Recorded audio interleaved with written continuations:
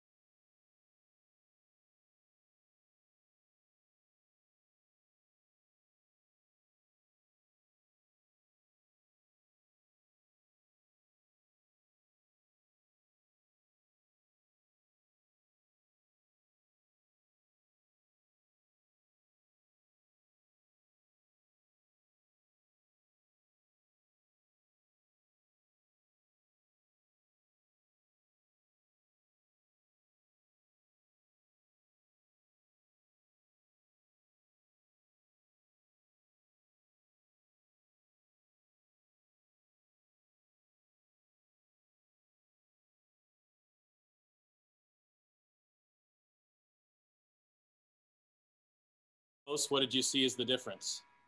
It was a couple things, man. I think that, we didn't get as many stops we would have liked to all game long. I think we kind of started off in the first half not really establishing our defense. And, rebounding hurt us too, missing the second chance opportunities for them. It seemed like every single time we missed a rebound, they hit a three. Those are big plays, and that keeps teams in the games and helps them pull away. So there's a number of things you can point at, but it's one of those games you kick yourself for. Wheat. Yeah, Miles, these 2-game series, I think you've split all 3 of them so far this season. Is that just going to show how tough it is to beat the same team twice in a row? Well, they're an NBA team. I think that goes without saying. But at the same time, we got to step up to the challenge and get it done. Darrell Wells. Hey, what's going on, Miles? I'm happy that you're getting the recognition for how great you're playing this year. But are you noticing it on the court? A lot of times you see guys who are maybe driving in on you a little bit more hesitant, especially of recency. I think it's always been that way. I think that teams are wearing me down there. They try to pump fake. They try to make the dish off passes, or they just don't shoot it at all. And then when they do, usually get sent back. And that's my mentality at all times. So I think that, like I said, teams are wary of it, but it's got to continue to be disciplined. Christos. Hello, Miles. You mentioned before the rebounds, and the Hornets grab one very crucial offensive rebound by Devontae Graham in 1 minute about the end of the game. How crucial, because they made a 3-point shot and they take the lead. Do you believe that it was like a turning point about the game? No, I think that it was a big play, but it wasn't necessarily the turning point. I think that they made a big shot, but you still have time left to go down and execute. So it wasn't just that one play. It was the multitudes of rebounds we missed. The multitude of stops we didn't put together. So plays the game can turn on a trifle, and that happened to be one of those ones. But that's not just one play that turns the entire game. Okay. Anything else for Miles? J. Michael, you got anything? Yeah, one thing, Miles. The creation, you being able to create. I see you, Jeremy. I keep asking you guys about things that you're doing differently than what you've done before, but it looks like that creating for other people, you passing the Sabonis, making the right entry pass, that kind of stuff. How do you see yourself evolving in that way? Because it looks like you're making definitive decisions really quickly in when to hit the open man, and you're seeing results. Well, it's crucial because teams defensively, you always got to give something up. I feel like that's a staple with any NBA defense. Like, you're not going to be able just to take everything away from a team. So more than likely, teams like for our instance, they try to double dome us, or they put more pressure on Malcolm. So someone's going to be open at all times. So it's up to us to make the right plays at the right times. And the more I continue to make plays for other people, the more I get open, and then vice versa. So just continue to watch film, continue to find ways to be effective. I wanted to, from last game to this game, just trying to find more and more ways to continue to do that, and I want to continue that going forward. Pat? You've got Philadelphia on Sunday. How much are you looking forward to the opportunity of taking on the team that right now has the best record in the conference? And then Joel Embiid is obviously always a challenge. Yeah, no, it's always it's always fun when you get to play Philly, because they're a very challenging team. They can hurt you in a multitude of ways, but we're all up for the challenge. A couple former assistant coaches, over there with DB and Pop. So it's just it's just all the managers going there to try and win that game. We got the motivation to do it, and looking forward to the matchup with Embiid as well. Me personally, it's one of the better centers in the league, and if I am who I think I am, I step up to the challenge. I'm always looking forward to challenges like that. All right. Thank you, Miles.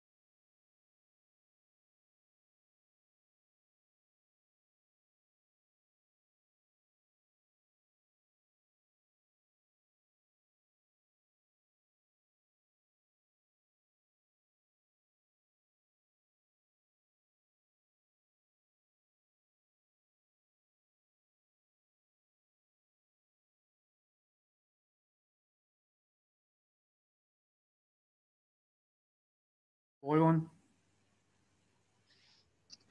Hey, Domas, can you take us through that entire fourth quarter, what it took to come back, take a brief lead, and then the frustration and not be able to hold it? I feel like we played good at spurts, you know, with a lot of energy. We just weren't consistent throughout the game, so you know, it kind of came back and we lost. You know, we didn't make shots or get stops right at the end when we needed to, and they did. Wheat? Yeah, Domas, what did you see as the difference there in the final minute? We just didn't make shots. You know, we didn't make shots. They got offensive rebound, you know, there at the end. I think it was an offensive rebound that went to a three. Yeah, they made shots. We didn't. You know, we had to get stops and we couldn't. Christos? Hello, Thomas. What was the biggest lesson of tonight's game for your team, and what aspects of your game you would like to improve as a team? We knew coming in that they were going to come out with more energy, you know, come without more energy, you know, and we knew that. We didn't come out